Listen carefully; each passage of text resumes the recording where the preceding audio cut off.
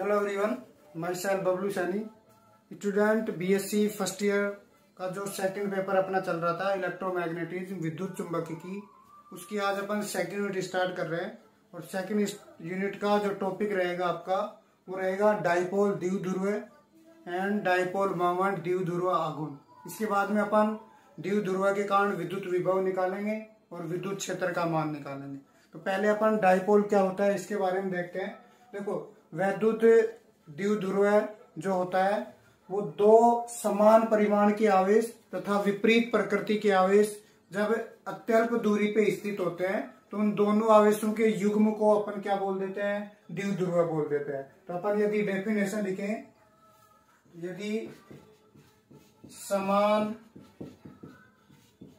परिमाण तथा विपरीत प्रकृति के दो आवेश अत्यल्प दूरी पर स्थित हो तो उन आवेशों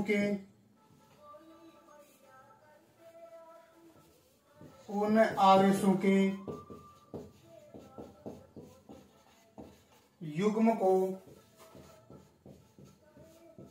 वैद्युत द्विध्रुव कहते हैं।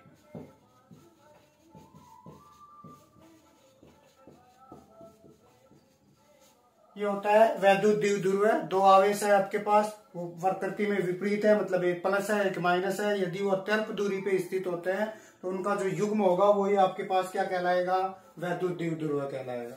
इसके बाद में अपन देखते हैं डाइपोल मोमेंट क्या होता है। डाइपोल मोमेंट द्विध्रुव आघूर्ण क्या होता है।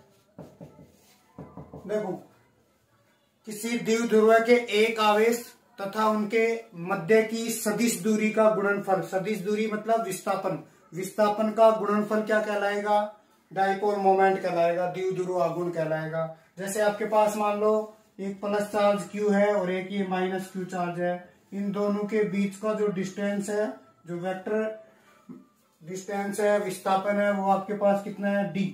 तो इस द्विध्रुव का एक आवेश Q और इसका जो सदिश दूरी है D वेक्टर, इसका गुणनफल क्या कहलाएगा, द्विध्रुव आघूर्ण कहलाएगा, जिसको अपन P से डिनोट करते हैं।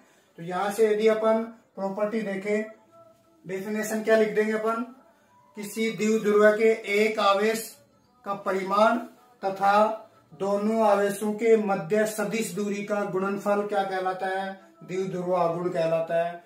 इसका मतलब क्योंकि यहाँ पे विस्थापन आ रहा है तो विस्थापन एक सदिश राशि होती है, तो द्विध्रुव आघूर्ण भी क्या होगा, एक सदिश राशि होगा। तो ये कैसी राशि होती है आपके पास, सदिश राशि होती है। द्विध्रुव आघूर्ण एक सदिश राशि होती है। इसके बाद में सदिश राशि है, इसके बाद यदि अपन इसकी दिशा देखें, सदिश राशि की दिशा होगी तो वो होती है ऋणावेश से धनावेश की ओर। इसकी जो डायरेक्शन होगी वो किधर होगी, ऋणावेश से धनावेश की होगी।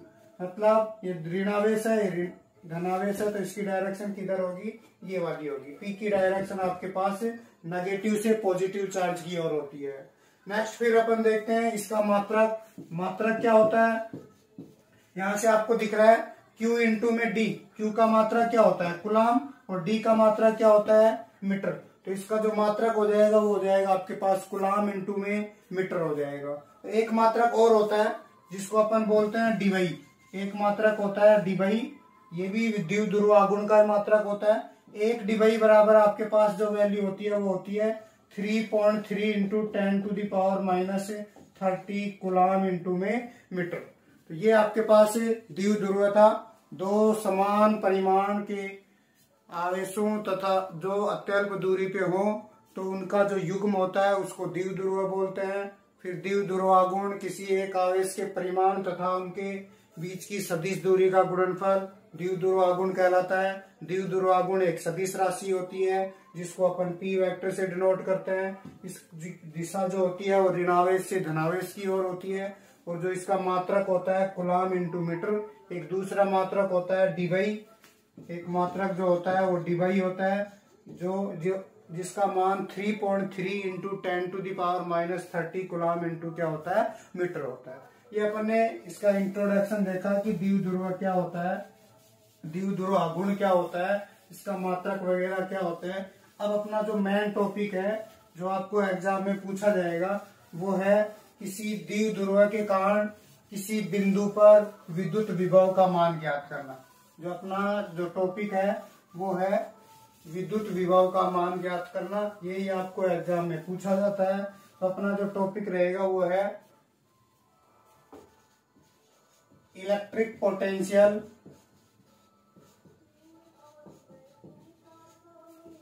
Eight a point due to dipole. द्विध्रुव के कारण किसी बिंदु पर विद्युत विभव, ये अपने पास टॉपिक है आज का कि विद्युत विभव क्या होता है डाइपोल के कारण। इसको अपन अच्छे से पढ़ते हैं। देखो अपन मान लेते हैं कि एक डाइपोल है, एक द्विध्रुव है। अपन जेड अक्ष के अनुदिश किसी द्विध्रुव को मान लेते हैं। ये मान लो आपके पास एक्स एक्सिस है, इधर मान लेते हैं जेड एक्सिस है, और जो आपका डाइपोल है वो जेड अक्ष पे स्थित है। यहाँ पे मान लेते हैं अपने पास क्या है कि डाइपोल है। ये ए पॉइंट मान लो, ये बी पॉइंट मान लो, और जो डाइपोल का सेंटर पॉइंट है, मध्य बिंदु है, वो कार्तीय निर्देश तंत्र के मूल बिंदु पे स्थित है। ये द्विध्रुव का मध्य बिंदु है, यहाँ पे मूल बिंदु भी है। ए पॉइंट पे मान लेते हैं प्लस क्यू चार्ज है, बी पॉइंट पे मान लेते हैं माइनस क्यू चार्ज है, और दोनों आवेशों के मध्य की जो अत्यल्प दूरी होती है, विस्थापन होता है, वो क्या मान लेते हैं, डी मान लेते हैं। ये आपके पास डाइपोल है जो जेड अक्ष के अनुदिश है। इसका मतलब द्विध्रुव की जो अक्ष होगी वो कौन सी अक्ष के अनुदिश होगी, जेड अक्ष के अनुदिश होगी। यहां से अपन कोई पॉइंट ले लेते हैं, ये पी पॉइंट मान लो, जो कि एक्स जेड तल में स्थित है। ये एक्स एक्सिस है, ये आपके पास जेड एक्सिस है, जिसके अंदर एक पी पॉइंट है।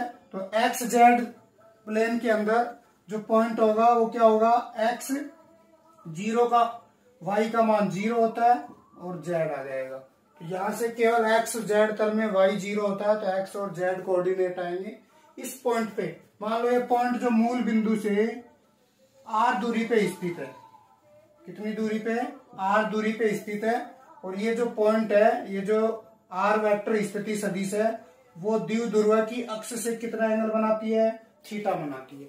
तो आपको इस पी बिंदु पर इस द्विध्रुव के कारण विद्युत विभव का मान निकालना है। दोबारा सुन लो, एक द्विध्रुव है ए बी, जिसके ए बिंदु पर प्लस क्यू आवेश है, बी बिंदु पर माइनस क्यू आवेश है, जो जेड अक्ष के अनुदिश स्थित है। इसका मध्य बिंदु कार्तीय निर्देश तंत्र के मूल बिंदु पे स्थित है। एक एक्स जेड तल में एक बिंदु पी स्थित है, जो मूल बिंदु से आर दूरी पर, जिस मतलब इसका स्थिति सदिश आर वेक्टर दे रखा है। इस पी बिंदु पे आपको इस द्विध्रुव के कारण विद्युत विभव का मान निकालना है। विद्युत विभव का मान निकालने के लिए, क्योंकि अपने को पता है ये जो आपको द्विध्रुव दे रखा है, इसमें दो बिंदु आवेश है, एक प्लस क्यू आवेश है और एक माइनस क्यू आवेश है। और अपन जानते हैं किसी बिंदु आवेश के कारण आर दूरी पर स्थित बिंदु पर विद्युत विभव कितना होता है, के क्यू अपॉन आर। तो विभव का फॉर्मूला अपन जानते हैं, के क्यू अपॉन में कितना होता है, आर होता है। तो यहाँ पे एक बिंदु आवेश की जगह दो बिंदु आवेश हैं, एक ए बिंदु पे और एक बी बिंदु पे। क्योंकि विद्युत विभव एक अदिश राशि होती है, तो अपन पहले प्लस क्यू आवेश के कारण पी बिंदु पे विभव निकाल लेते हैं, फिर बी बिंदु पर स्थित माइनस क्यू आवेश के कारण पी बिंदु पर विभव निकाल लेते हैं, और दोनों को क्या कर देंगे, ऐड कर देंगे। तो आपके पास क्या आ जाएगा, कुल विभव आ जाएगा। तो आपको क्या करना है, मान लेते हैं इस ए बिंदु से जो डिस्टेंस है आपकी इस पी बिंदु की, वो मान लेते हैं R1 है। ये कितनी मान लेते हैं, R1 मान लेते हैं। ये आपके पास आर वेक्टर दे रखा है। और जो बी बिंदु की जो डिस्टेंस है पी से, वो मान लेते हैं अपन R2 वेक्टर मान लेते हैं। तो यदि अपन प्लस क्यू आवेश के कारण विभव निकालें। ए बिंदु पर स्थित आवेश प्लस क्यू के कारण पी बिंदु पर विभव, इसको मैं φ1 नाम दे देता हूं। कितना हो जाएगा? के क्यू अपॉन आर। के क्यू का मान आपके पास प्लस क्यू है और डिस्टेंस कितनी दे रखी है? R1। इक्वेशन नंबर 1 आ जाएगा। इसी प्रकार बी बिंदु पर स्थित आवेश माइनस क्यू के कारण पी पर विभव, इसको अपन φ2 नाम दे देते हैं। कितना होगा? के और क्यू का मान कितना है? माइनस क्यू, तो बाहर माइनस लगा दो, अपॉन में कितना आ जाएगा? आर। इक्वेशन नंबर 2 आ जाएगी। तो यहाँ पे आपको पी पे कुल विभव निकालना है, तो दोनों को क्या कर देंगे? जोड़ देंगे। अतः पी पर द्विध्रुव के कारण कुल विभव फाइ इज इक्वल टू कितना आ जाएगा? φ1 प्लस का φ2 आ जाएगा। तो दोनों की वैल्यू पुट कर दो। यदि दोनों की वैल्यू पुट करते हैं अपन, तो आपके पास फाइ का मान कितना आ जाएगा? के क्यू अपॉन R1 माइनस के क्यू अपॉन में R2। यहां से इसको सोल्व करते हैं। के क्यू को अपन क्या ले लेंगे? कॉमन ले लेंगे। 1 अपॉन R1, 1 अपॉन कितना आ जाएगा? R2। R1 R2 को एलसीएम ले लो, लघुत्तम ले लो, तो के क्यू R1 R2 आपके पास लघुत्तम आ गया, तो इधर चला जाएगा R2 माइनस का R1। ये आपके पास इक्वेशन नंबर 3 आ गया। विद्युत विभव के कारण पी बिंदु पे जो विभव आया आपके पास इक्वेशन नंबर 3 के अकॉर्डिंग आ गया। यहाँ पे आपको क्या करना है? R1 और R2 के मान ज्ञात करने हैं। जब आपके पास R1 और R2 के मान निकल जाएंगे तो अपन इसमें रख देंगे। रखने के बाद सॉल्व करने के बाद आपके पास क्या निकल के आ जाएगा? विभव निकल के आ जाएगा। इसके लिए अपन क्या करें? R1 R2 का मान निकालने के लिए मैं इस P बिंदु को केंद्र मानकर, इस P बिंदु को क्या मानेंगे? केंद्र मानेंगे, और स्मॉल r त्रिज्या का क्या बनाएंगे? चाप बनाते हैं। P बिंदु को केंद्र मान लो और प्रकार की नोक किस पे रख दो? O बिंदु पे रख दो, और एक क्या बना दो? चाप बनाओ। जब आप लोग चाप बनाओगे इस तरह से, ये इस तरह से चाप कटेगा, इस तरह से आपके पास क्या कटेगा? चाप कटेगा। P को केंद्र मानकर एक r त्रिज्या का क्या बना दो? चाप बना दो। तो यदि अपन देखें, ये चाप जो है, यदि AP को आगे बढ़ाते हैं, AP को आगे बढ़ाते हैं तो इस चाप को ये AP रेखा काटती है, प्रतिच्छेद करती है यहाँ पे। ऐसे ही ये जो चाप है BP रेखा को भी क्या करता है? प्रतिच्छेद करता है। तो यह चूंकि चाप की लंबाई बहुत कम है, इसलिए चाप की लंबाई को अपन क्या मान सकते हैं? चाप को क्या मान सकते हैं? सरल रेखा मान सकते हैं। जब आपके पास किसी आर्क की चाप की लंबाई कम होती है तो अपन उसको स्ट्रेट लाइन मान लेते हैं। तो अपने पास ये चाप जो होगा वो क्या हो जाएगा? एक स्ट्रेट लाइन के रूप में आ जाएगा। इसको मैं एक स्ट्रेट लाइन बना देता हूं। इस तरह से क्या बनेगी? एक स्ट्रेट लाइन बनेगी ये वाली। तो जो ये चाप जो है इसको मान लेते हैं M बिंदु पे प्रतिच्छेद करता है, और इसको किस पे करता है?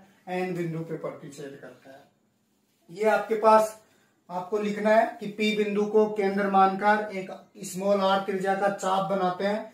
चाप बनाते, चूंकि चाप की लंबाई कम है इसलिए उसको सीधी रेखा माना जा सकता है। ये चाप जो है AB को आगे बढ़ाने पर M बिंदु पे प्रतिच्छेद करता है, और जो BP रेखा है उसको किस पे प्रतिच्छेद करता है? N बिंदु पे प्रतिच्छेद करता है। तो यदि यहां से अपन इस डायग्राम से देखें तो ये आपके पास Z एक्सिस है और ये X एक्सिस। ये पूरा एंगल कितना होगा? ये पूरा एंगल 90 डिग्री होगा, और ये आपको दे रखा है थीटा। तो ये कितना बच जाएगा? ये वाला एंगल कितना बच जाएगा? 90 माइनस का थीटा बच जाएगा। ये एंगल कितना बनेगा?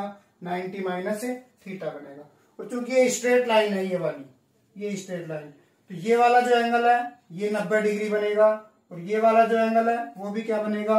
90 डिग्री बनेगा। तो यहां से और एंगल क्या क्या बच गया? ये थीटा है, तो ये स्ट्रेट लाइन है इसके, ये आपके पास 90 माइनस थीटा बच जाएगा। ये एंगल कितना बच जाएगा? 90 माइनस थीटा। तो त्रिभुज के तीनों कोणों का योग 180 होता है, तो ये एंगल आपके पास कितना आ गया? थीटा आ गया। ठीक है। ऐसे ही आपके पास ये दोनों सम्मुख कोण है, तो ये भी 90 माइनस कितना बनेगा? थीटा। तो ये आपके पास कितना बन जाएगा? थीटा एंगल बन जाएगा। तो ये आपके पास दो त्रिभुज आ गए जिसके अंदर अपन ने एंगल देख लिए कि ये जो एंगल है थीटा यहाँ पे बनेगा, इसमें कहां पे बनेगा? यहाँ पे बनेगा। अब आपको क्या करना है? R1 और R2 के मान निकालना है। इस डायग्राम से देखो यदि अपन ये स्ट्रेट लाइन है तो इस स्ट्रेट लाइन के उधर वाली लंबाइयां सारी बराबर होगी। इसका मतलब MP, OP और NP तीनों क्या होंगी? बराबर होंगी, क्योंकि स्ट्रेट लाइन है तो यहां से इसके आगे वाली लंबाइयां समान होंगी। तो यदि अपन यहां से देखें चित्र से तो आपके पास क्या क्या रिजल्ट निकल आ गए? एक तो MP, एक आपके पास OP और एक आपके पास NP। ये तीनों लंबाइयां क्या होंगी? बराबर होंगी। और ये लंबाई किसके बराबर है? OP किसके बराबर है? स्मॉल r के बराबर है। ये किसके बराबर है? स्मॉल r के बराबर है। तो यदि अपन यहां से पहले R1 लिखे, R1 का मान निकालें, R1 कितना आएगा भाई? यहां से देखो ये पूरी A से P तक की वैल्यू R1 है, तो अपन कैसे लिखें? इस पूरी वैल्यू में से इस वाली को घटा देते हैं। NP में से किसको घटा दें? ME। ये AP यहां तक तो आपके पास R1 दे रखा है, और यदि मैं इस पूरी वैल्यू में से ये इतनी सी लेंथ घटा देता हूं तो कौन सी बच जाएगी? AP बच जाएगी। तो अपन क्या लिख सकते हैं? R1 को क्या लिख सकते हैं? MP माइनस का कितना लिख सकते हैं? MA लिख सकते हैं। इस पूरी वैल्यू में से मैंने ये वाली वैल्यू घटा दी तो आपके पास क्या बच गया? AP, और AP को क्या बोलते हैं? R1 बोलते हैं। क्योंकि आपको पता है MP का मान कितना है? स्मॉल r माइनस का कितना आ गया? MA आ गया। ठीक है। अब आपको MA का मान निकालना है। MA का मान को हमसे त्रिभुज से निकालोगे, OMA से। त्रिभुज OMA से यदि अपन देखें, आपको किसका मान चाहिए? MA का मान चाहिए। और दे किसका मान रहा है? देखो जिसपे 90 डिग्री और थीटा बनता है वो तो आधार होता है, तो ये तो हो गया आधार, ये बन गया लंब, और ये क्या बन गया? कर्ण बन गया। कर्ण की वैल्यू दे रखी है क्योंकि दोनों आवेशों के मध्य की दूरी d दे रखी है, तो चूंकि सेंटर बिंदु से आधी दूरी हो जाएगी, ये दूरी कितनी हो जाएगी? d/2 हो जाएगी। यहां से यहां तक की दूरी कितनी हो जाएगी? d/2 दूरी हो जाएगी। तो आपको कर्ण दे रखा है और आधार दे रखा है। कर्ण और आधार में क्या रिलेशन होता है? कोस थीटा का। तो कोस थीटा बराबर क्या हो जाएगा? आधार तो आपको दे रखा है MA, और जो कर्ण दे रखा है वो d/2 दे रखा है। तो MA का मान जो आएगा वो कितना आ जाएगा? d/2 इंटू में कितना आ गया? कोस थीटा आ गया। तो यहां से MA का मान इस इक्वेशन में रख दो, आपके पास किसका मान आ जाएगा? R1 का मान आ जाएगा। तो R1 का जो मान आया आपके पास कितना आया? R1 का मान निकल के आ गया स्मॉल r माइनस का d/2 इंटू में कितना आ गया? कोस थीटा आ गया। इसको इक्वेशन नंबर 4 दे दो। R1 का मान आ गया। ऐसे आपको किसका मान निकालना है? R2 का मान निकालना है। देखो R2 यहां से निकल जाएगी, ये पूरी वैल्यू R2 दे रखी है, B से P तक की वैल्यू R2 दे रखी है, तो उसको कैसे निकालें? R2 को कैसे निकालोगे? लिख देना है इसी प्रकार। R2 का मान कैसे निकालोगे? पूरी वैल्यू चाहिए तो ये वाली जोड़ दें, NP प्लस का BN, ये वाली दूरी और ये वाली दूरी दोनों जोड़ देंगे तो क्या आ जाएगा? R2 आ जाएगा। तो अपन क्या लिख सकते हैं? NP प्लस का कितना देगा? BN। NP का मान आपको पता है कितना है? स्मॉल r है, और BN का मान अपन निकाल लेंगे, तो आपके पास किसका मान आ जाएगा? R2 का मान। BN का मान कहां से निकालोगे? ये त्रिभुज दे रखा है आपको, ये कौन सा त्रिभुज है? ONB में, वो ये आपके पास आधार दे रखा है BN, और ये दूरी जो होती है वो क्या है? कर्ण। देखो ये तो आधार हो गया, ये लंब हो गया, और ये क्या हो गया? कर्ण। कर्ण का मान कितना दे रखा है? d/2 दे रखा है। तो कोस थीटा बराबर कितना आ जाएगा? BN अपॉन में d/2 आ जाएगा। तो यदि अपन BN का मान निकाल ले, BN बराबर कितना आ जाएगा? d/2 इंटू में कोस थीटा आ गया। सोल्व कर लो। यहाँ से dn का मान रख दो तो आपके पास r2 का मान कितना आ जाएगा, r2 आ गया r प्लस का d/2 इंटू में कोस थीटा आ गया। ये इक्वेशन नंबर कौन सी आ गई, 5 आ गई। अब अपने को डायग्राम का कोई काम नहीं है, अपन डायग्राम को मिटा देते हैं। आपके पास सोल्व करना है, जो r1 r2 है उनका मान समीकरण नंबर 3 में रखना है और सोल्व करना है। आपके पास इलेक्ट्रिक फील्ड आ जाएगा। समीकरण 1 क्या था, समीकरण 1 से समीकरण 1 क्या था, के Q r2 minus r1 upon में r1 r2। ये मान रखना है r1 और r2 का, रख दो भाई। समीकरण 4 से, समीकरण 4 व 5 से मान रखने पर, मान रखोगे तो क्या आ जाएगी value, phi is equal to K Q को ऐसे कैसे रहने दो, पहले r2 माइनस r1, ये तो रहा r2 आपके पास, r प्लस d/2 इंटू में कोस थीटा और minus r minus d/2 cos theta, बटे में दोनों को गुणा करना है। पहले लिख दो वैल्यू d/2 कोस थीटा और r प्लस d/2 इंटू में कोस थीटा। देखो यहां से आप माइनस को करोगे तो ये r माइनस का होगा, ये प्लस होगा, r से r क्या हो गया कैंसिल, ये माइनस माइनस क्या हो जाएगा प्लस हो जाएगा, तो ये जुड़ जाएंगे। d/2 cos theta, d/2 cos theta क्या हो जाएगा, d कोस थीटा। और नीचे आपके पास a plus B, a minus B का फॉर्मूला लग रहा है, तो a square minus B square, r square minus D square by 4 into में कितना आ जाएगा, कोस स्क्वायर थीटा आ जाएगा। इसको सोल्व कर लो। देखो डाइपोल का जो डायग्राम बनाया था अपन ने, वहां पे अपन ने ये देखा था जो d स्मॉल d था वो स्मॉल r से बहुत छोटा था, r very very greater than क्या था, d था। इसलिए इस r स्क्वायर की तुलना में इस d स्क्वायर वाली जो पद है, टर्म है, उसको क्या कर सकते हैं, कैंसिल कर सकते हैं। r square D square by 4 cos square theta approximate किसके बराबर हो जाएगा, r स्क्वायर के बराबर हो जाएगा। यहां से आपके पास क्या आ जाएगा, फाई बराबर के Q d cos theta upon में कितना बच गया, r स्क्वायर बच गया। अभी अपन ने थोड़ी देर पहले पढ़ा था जो डाइपोल मोमेंट होता है वो क्या होता है, q इंटू में d होता है। तो यहाँ पे q दे रखा है, ये बीच की दूरी d दे रखी है, तो इसको अपन क्या लिख सकते हैं, के पी कोस थीटा अपॉन में क्या आ जाएगा, r स्क्वायर आ जाएगा। ये होता है किसी द्विध्रुव के कारण स्मॉल r दूरी पर स्थित बिंदु पर विभव का मान के P cos theta upon r square. इसको वेक्टर फॉर्म में भी अपन लिख सकते हैं। वेक्टर फॉर्म में कैसे, वेक्टर फॉर्म में अपन लिखना चाहें तो देखो मैं इसको स्मॉल r से ऊपर नीचे गुणा कर रहा हूं, के P R cos theta upon में कितना बन जाएगा, r क्यूब। देखो अभी आपके पास डायग्राम था ये वाला, इधर तो डाइपोल था, ये ए बी डाइपोल था और ये आपके पास स्मॉल r वेक्टर था और ये एंगल कितना था, थीटा था।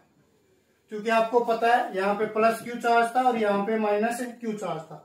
द्विध्रुव आघूर्ण की दिशा p की दिशा की तरह होती है माइनस से प्लस की ओर, इसका मतलब ये जो p की डायरेक्शन होगी वो इधर होगी, माइनस से p की ओर।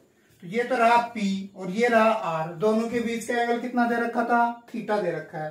तो यदि अपन देखें एक सदिश तो p हो गया, एक सदिश r हो गया और बीच में क्या दे रखा है, कोस थीटा। आपको पता है a vector dot b vector क्या होता है, ए बी वेक्टर का मोड इंटू में क्या होता है, कोस थीटा। तो दोनों का परिमाण दे रखा है इंटू में कोस थीटा। तो अपन क्या लिख सकते हैं इसको, के पी वेक्टर डॉट क्या लिख सकते हैं, आर वेक्टर, और बटे में कितना आ जाएगा, आर क्यूब आ जाएगा। वेक्टर फॉर्म में लिख सकते हैं अपन P vector dot R vector. ये था आपके पास द्विध्रुव। यदि अपन दो कंडीशन पढ़े, अक्ष और निरक्ष पे विभव का मान निकालें। केस फर्स्ट अपन देखें, द्विध्रुव के अक्ष पर विभव, द्विध्रुव के अक्ष पर यदि विभव निकालें, अक्ष पर विभव कितना आएगा, अक्ष कौन सी है भाई, ये जेड अक्ष के अनुदिश स्थित है। ये बोल रहा है ये जो पी पॉइंट है ना, इसको अब अक्ष पे लेके आ जाओ। यहाँ पे पी को कहां पे ले आओ, इस अक्ष पे लेके आओ। तो इसको अक्ष पे लेके आओगे तो ये एंगल कितना हो जाएगा, 0। इसका मतलब अक्ष के लिए थीटा बराबर कितना है, 0। थीटा बराबर क्या रख दो, 0 रख दो। cos 0 का मान कितना होता है, 1 होता है। तो आपके पास वैल्यू कितनी आ जाएगी, फाई बराबर KP अपॉन में कितना आ जाएगा, R स्क्वायर आ जाएगा। और केस सेकंड लिखे, निरक्ष पे विभव निकाले। निरक्ष क्या होती है, जो अक्ष के लंबवत होती है, ये लंबवत है, ये वाली अक्ष, ये तो होगी निरक्ष और ये क्या होगी, अक्ष होगी। इसका मतलब आपको P पॉइंट को कहां पे लेके आना है, एक्स अक्ष पे लेके आना पड़ेगा। तो ये अक्ष से कितना एंगल बनेगा, 90 डिग्री। कितना बन जाएगा, 90 डिग्री। तो निरक्ष पर विभव निकालने के लिए फाई बराबर कितना रखोगे, 90 डिग्री रख दो। 90 डिग्री रखोगे तो cos 90 का मान कितना होता है, 0। तो विभव का मान कितना आ जाएगा, 0। तो अक्ष पे विभव आता है, निरक्ष पे विभव का मान कितना आता है, 0। ये था द्विध्रुव, द्विध्रुव आघूर्ण, द्विध्रुव के कारण विद्युत विभव का मान।